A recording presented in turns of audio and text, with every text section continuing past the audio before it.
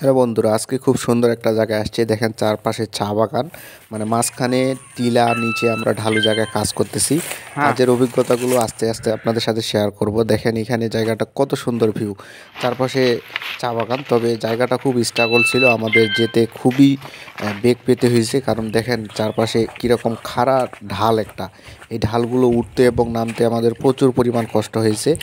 বিশেষ করে আমাদের 2 কিলোর মতো রাস্তা হাঁটতে হয়েছে। এই জনমানবহীন পাহাড়ে আপনি পাবেন না কোনো গাড়ি, নেই পানির ব্যবস্থা, নেই কোনো দোকানপাট। আমরা শহর থেকে সামান্য কিছু শুকনো খাবার নিয়ে এসেছিলাম, যেগুলো দিয়ে আমাদেরকে সারাদিনে এখানে চলতে হয়েছে।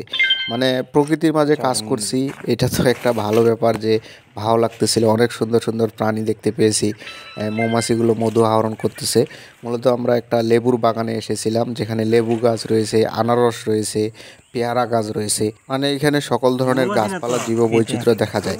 তবে ডিটেলস ভিডিও নিয়ে খুব শীঘ্রই আসছি, সাথেই থাকবেন বন্ধুরা। মৌমাছি না।